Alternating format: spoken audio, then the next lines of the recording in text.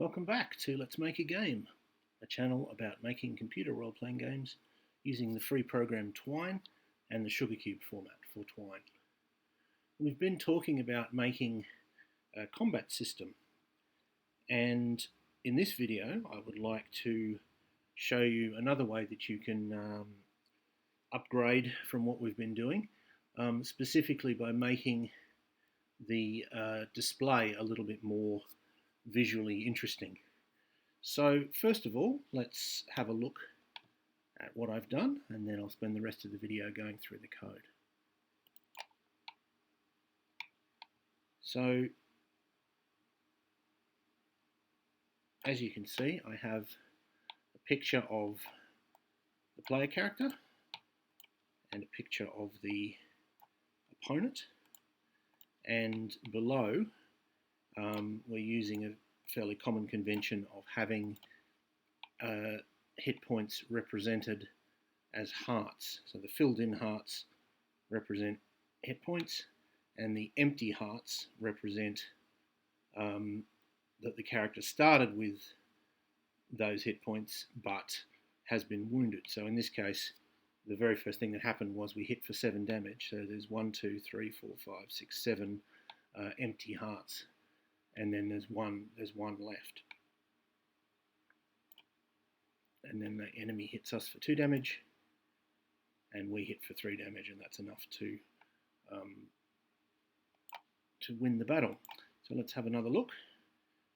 So this time we missed, so their hearts are sort of all full. They hit us for 6 damage. We hit for 4. They miss us. We hit them for another 2, and we hit for 4, and we've won again.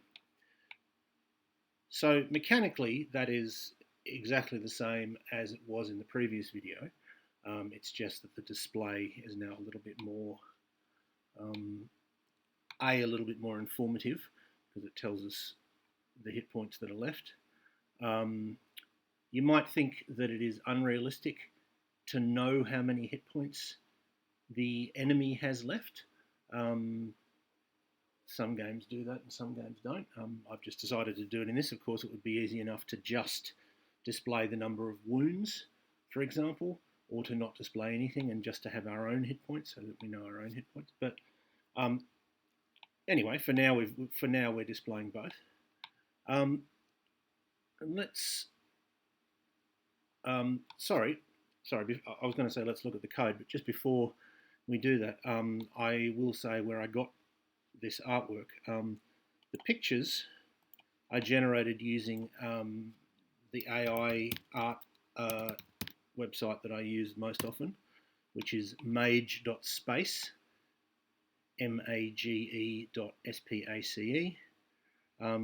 Just in case you haven't seen this before, it's very straightforward. You just type in what you want. I typed in Head and Shoulders portrait, blue orc, I think it was, something like that, and then I put NC Wyeth to give it that sort of artistic style. And then when you press generate, and within a minute it'll give you the picture. And the hearts, both the sort of full one and the empty one, I got from opengameart.org.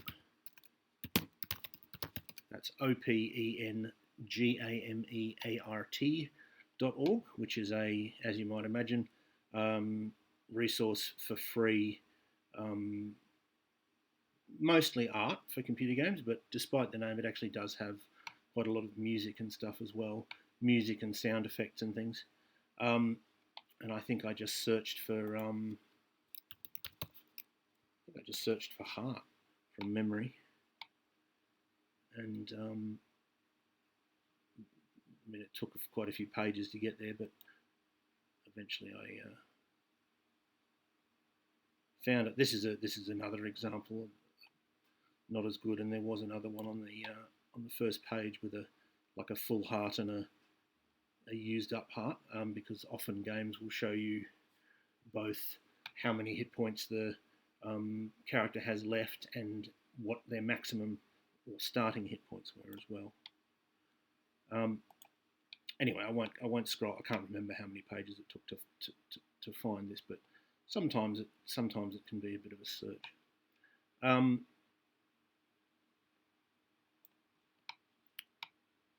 So if you don't know those two websites, I'll link to them in the description as well. They're quite useful source for resources.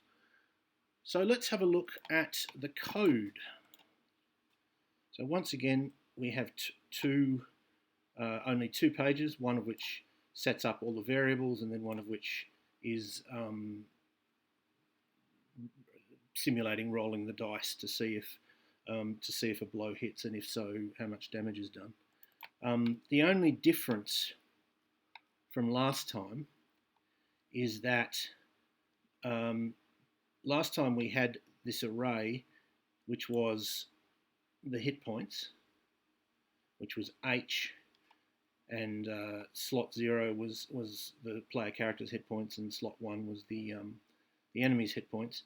This time we've also got S, which is the starting hit points, and we need to keep track of both starting and current hit points because of the way that we're displaying both full and empty hearts.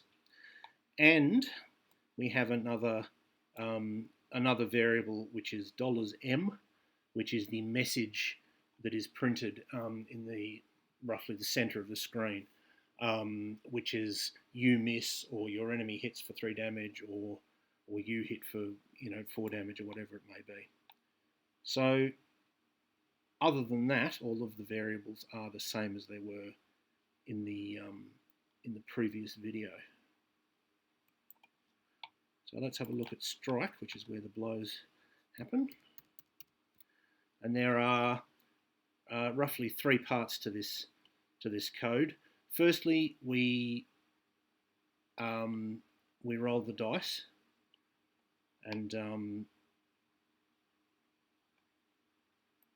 adjust hit points if necessary, and create a value for $M, which is a message, and that goes up to about there. The next bit is we display everything, which goes down to,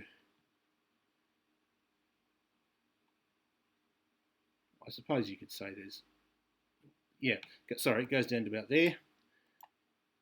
And then there's a small bit at the end, which is it either tells you that the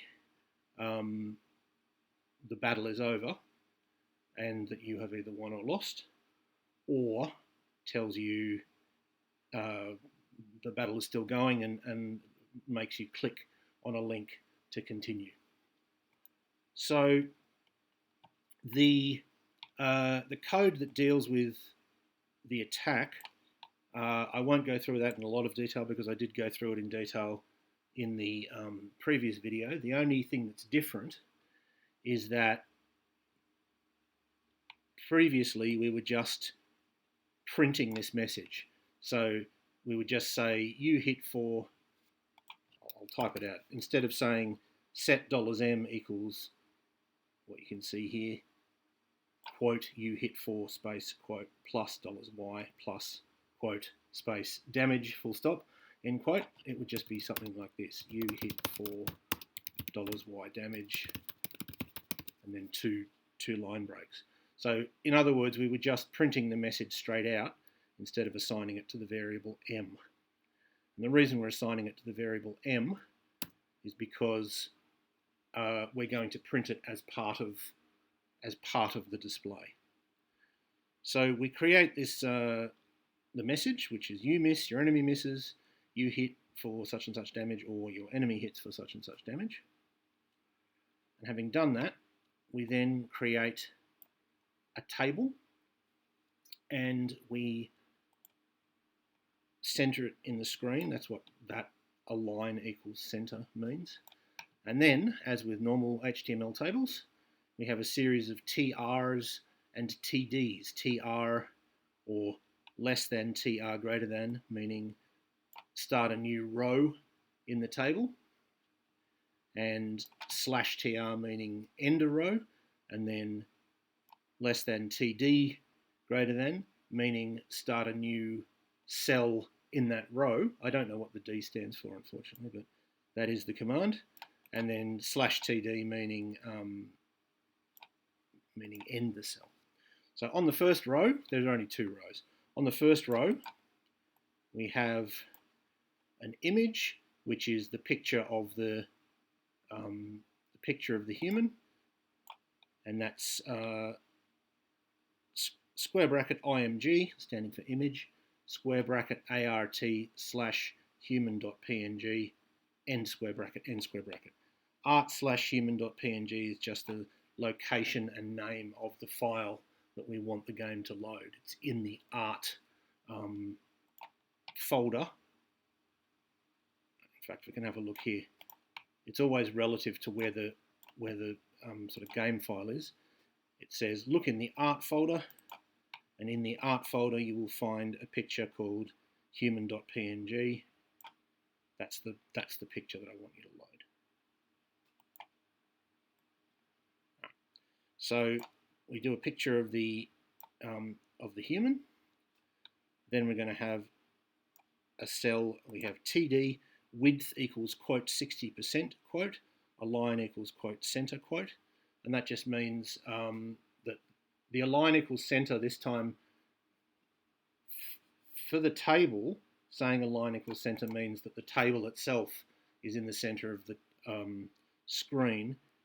Within a TD, having align equals center means that any text, because there's no such thing as aligning a cell, it's the whole thing.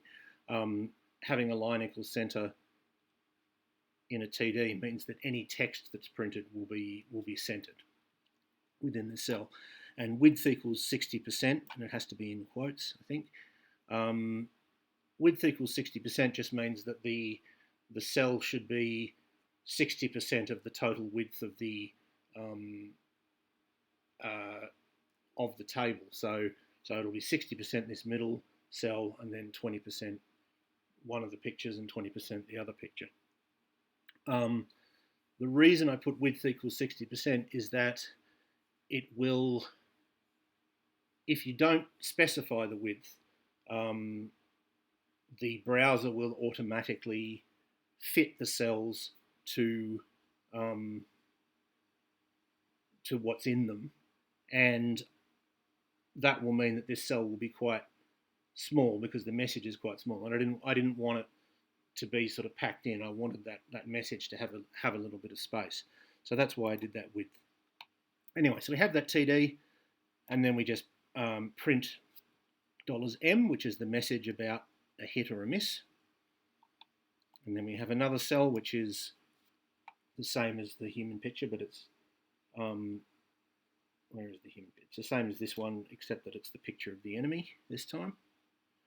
Now, of course, in a real game, it wouldn't always be that orc picture, and the player character wouldn't always be the human picture, of course, because presumably you would have a choice of, unless it was a game where you play a specific character. But if it was a game where you had a choice of characters, it wouldn't always be that one picture, presumably, and certainly either way, your enemy wouldn't always be the same enemy. So this is just an example.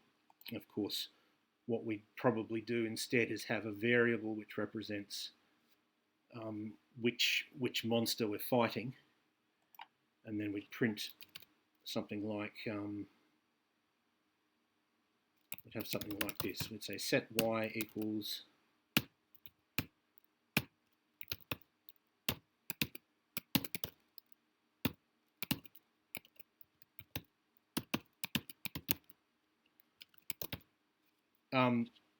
so what I've done here is I've said less than set $y equals quote square bracket img square bracket art for art slash quote plus $n plus quote dot png n square bracket, and then I've got a command that is printing the y. So what I'm doing is I'm imagining that $n gives us the name of the enemy that we're fighting, and then this would print whatever image command is relevant to the enemy we're fighting. So it might be something like image slash art slash medusa.png, something like that. But because this is just an example, I've just got a single monster picture. So that's the end of that row. In the next row, we're going to display the hearts. And we have this code which I've sort of repeated it. What I've got is I've got TD, and then I've got this code, and then I've got an empty cell, because the cell under the one with $M doesn't have anything in it. And then I've got basically the same code for printing the hearts for the enemy's hit points.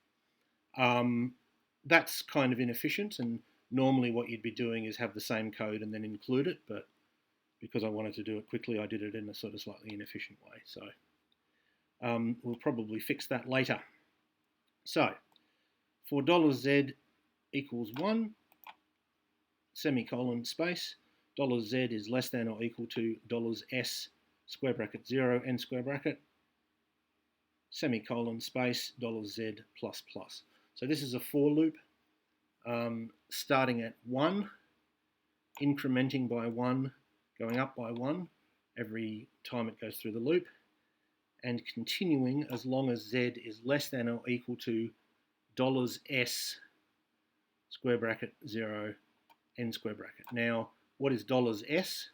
$S is the array that has the starting hit points. So we're going to print as many hearts as are in $S slot 0. $S slot 0 being the starting hit points of the human character. And for each time that we print a heart, if $Z is less than or equal to $H, square bracket 0, end square bracket, we print this picture, hp.png. Otherwise, we print this other picture, hpx.png. Now, what does that mean? Well, $H is the current hit points as opposed to the starting hit points. And so $H might be equal to $S, or it might be less than $S if the character has been wounded. And slot 0 means that it's the one that relates to the player character's hit points. So let's say that $S0 is 10 and $H0 is 4. So that's a situation where the character started with 10 hit points but has lost 6 hit points due to wounds, and therefore has 4 left. Well, the first time Z will be 1, well, that'll be less than or equal to H0. So it'll print this hp.png, which is the filled in heart. hp.png is the filled in heart, and hpx is the empty heart. So when Z is 1, it'll print hp.png. When it's 2, when it's 3, and when it's 4, it'll print hp.png. When it's 5, this condition is Z less than or equal to H0 won't be met. So it'll start printing hpx.png. So when Z is 5, 6, 7, 8, 9, and 10, it will print empty hearts. So what we get is 4 filled in hearts and 6 empty hearts. And that's what we want, because the character has a total of 10 maximum hit points or starting hit points, has had sort of 6 hit points worth of wounds, and has 4 hit points left.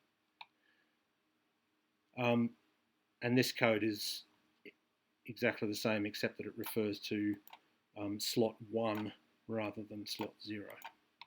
So as I say, that's slightly sloppy coding. What I should have done is have this code as an include, but as I say, we'll fix that later. And so the final bit, the shortest bit, is after the end of the table. We close off the table.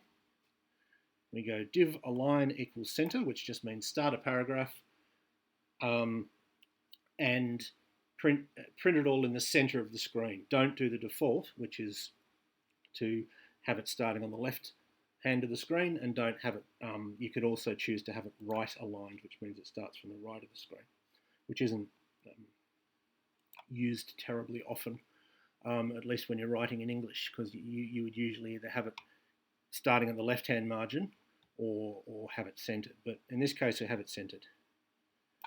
And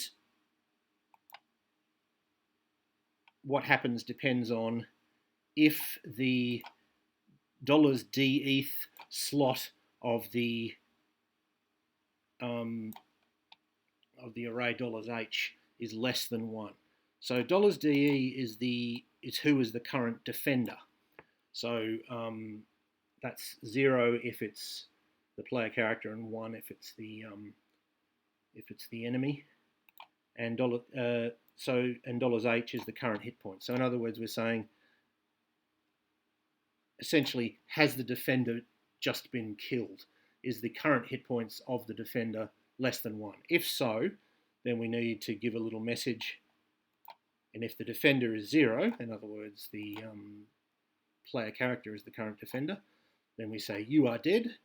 Otherwise, the enemy is dead, and we say you have survived. If that's not the case, if the current defender's hit points are not less than 1, or if they're at least 1, then we change who the attacker and defender are. So $AT becomes 1 minus AT. This is the same as in the last video. $DE becomes 1 minus DE. So if it was 1, it becomes 0, and if it was 0, they become 1.